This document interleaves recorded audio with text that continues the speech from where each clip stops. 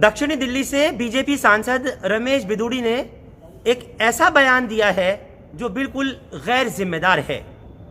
27 दिन से लगातार जहां सरहदों पर, सिंघू बॉर्डर पर, गाजीपुर बॉर्डर पर, चिला बॉर्डर वगैरह पर किसान बैठे हुए हैं कृषि कानून की वापसी के लिए, तीनों कृषि कानून रद्द कराने के लिए, वहीं रमेश बिदूड़ी अपने संसदीय क्षेत्र में लोगों से मुखातिब हो रहे हैं। और एक बयान जो उन्होंने दिया है आप लोगों को ज़रूर सुनाऊंगा, लेकिन उससे पहले मैं बता दूं आपको पढ़कर कि रमेश बिदूड़ी जो कि अपने को बड़ा लीडर मानते हैं, जिन्होंने दिल्ली विधानसभा को भी रिप्रेजेंट किया है, जो आज सांसद हैं, वो इन किसानों के जज्बातों से और इनके यहाँ आंदोलन को किस तरह से बयान कर रहे हैं ज़रूर सुनिएगा। लेकिन उससे पहले जो कह रहे हैं, उन्होंने बोला कि कुछ लोग जो ठलवे यानी निठल्ले, जिनके पास कामकाज नहीं होता, कुछ लोग जो ठलवे निठल्ले गांवों में घूमते हैं, वो कनाडा से फंडिंग होने वाले पैसे से खालिस्तानी आतंकवादियों के समर्थकों से, टुकड़े टुकड़े गैंग के समर्थन से वहाँ बिरयानी खा रहे हैं। कहाँ खा रहे हैं? जहाँ 27 दिन से इस कड़कड़ाती शिद्दत से पड़ रही सर्दी में खुले आसमान के नीचे महिलाएं, बुजुर्ग, बच्चे, तमाम किसान अपने घरों को, गांव को छोड़कर आकर बैठे हैं। वहां इन्होंने, रमेश बिदूड़ी ने ऐसा बयान दिया जो कि वाकई बिल्कुल गैर जिम्मेदार और एक अहमकाना बयान है।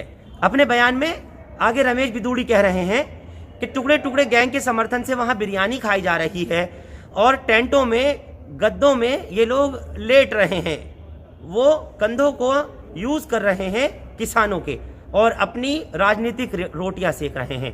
यानी खुले तौर पर रमेश बिदूड़ी ने इन सभी किसानों की कारकर्दगी के ऊपर, इनके आंदोलन के ऊपर सवाल उठा दिया।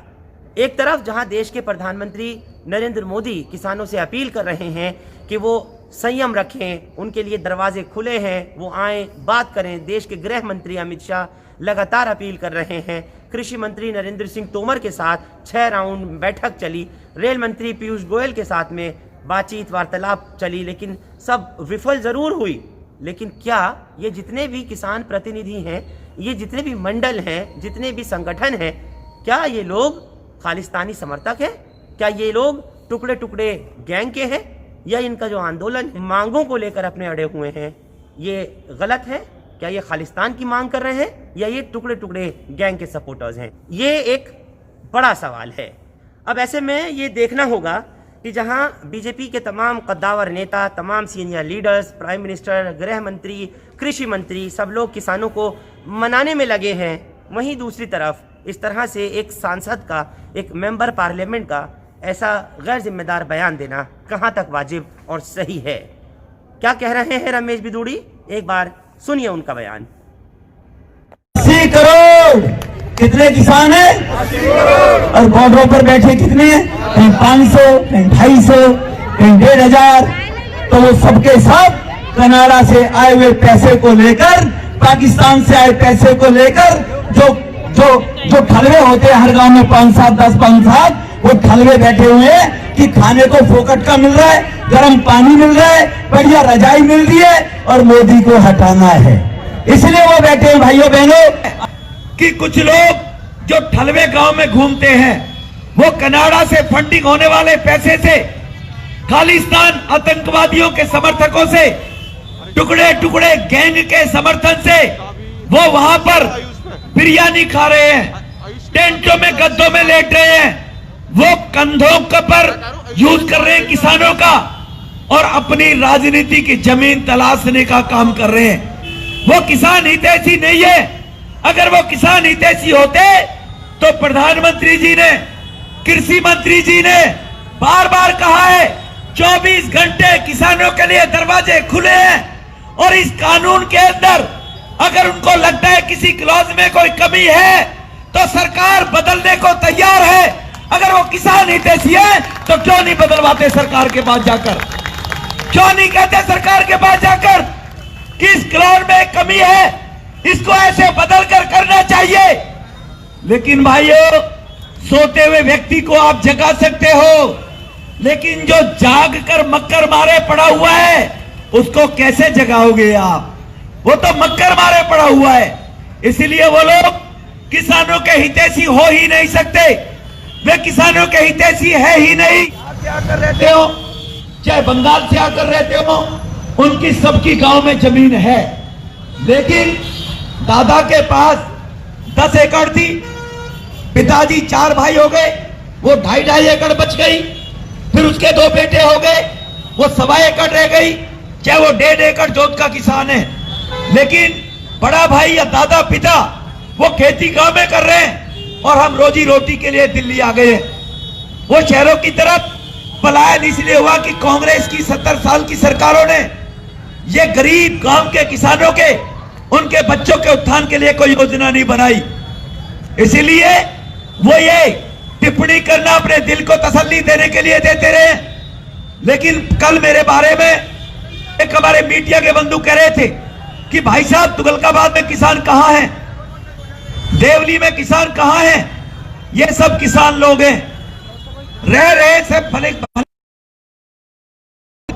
और दिल्ली के रहने वाले 365 गांव के सभी गांव वासियों को मैं हृदय से आभार व्यक्त करता हूं कि उन्होंने देश के प्रधानमंत्री को भली प्रकार से समझा है कि प्रधानमंत्री गरीबों के उत्थान का काम कर रहे हैं। और दिल्ली के अंदर कॉलोनियों में रहने वाले हमारे किसान भाई, उन्होंने प्रधानमंत्री की भावना को समझा है, इसलिए उनको तिलमिलाट ये है कि कुछ लोग जो ठलवे गांव में घूमते हैं, वो कनाडा से फंडिंग होने वाले पैसे से, खालिस्तान आतंकवादियों के समर्थकों से, टुकड़े टुकड़े गैंग के समर्थन से वो वहां पर बिरयानी खा रहे हैं, टेंटों में गद्दों में लेट रहे हैं, वो कंधों पर यूज कर रहे हैं किसानों का और अपनी राजनीति की जमीन तलाशने का काम कर रहे हैं। वो किसान हितैषी नहीं है। अगर वो किसान हितैषी होते तो प्रधानमंत्री जी ने, कृषि मंत्री जी ने बार बार कहा है 24 घंटे किसानों के लिए दरवाजे खुले हैं, और इस कानून के अंदर अगर उनको लगता है किसी क्लॉज में कोई कमी है तो सरकार बदलने को तैयार है। अगर वो किसान हितैषी है तो क्यों नहीं बदलवाते सरकार के पास जाकर, क्यों नहीं कहते सरकार के पास जाकर किस क्लॉज में कमी है, इसको ऐसे बदल कर करना चाहिए। लेकिन भाइयों, सोते हुए व्यक्ति को आप जगा सकते हो, लेकिन जो जाग कर मक्कर मारे पड़ा हुआ है उसको कैसे जगाओगे आप, वो तो मक्कर मारे पड़ा हुआ है।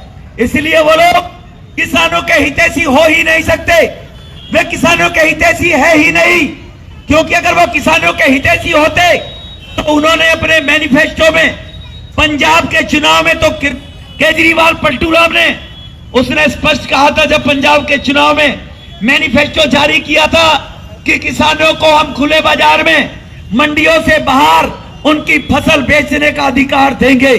ये कांग्रेस के मैनिफेस्टो में, 2019 के मैनिफेस्टो में कांग्रेस ने कहा था, लेकिन कांग्रेस एक खानदान 70 साल से इस देश पर राज कर रहा था। वो राज तो करते थे, घोषणाएं करते थे, मैनिफेस्टो जारी करते थे, लेकिन उनको 5 साल तक लागू नहीं करते थे।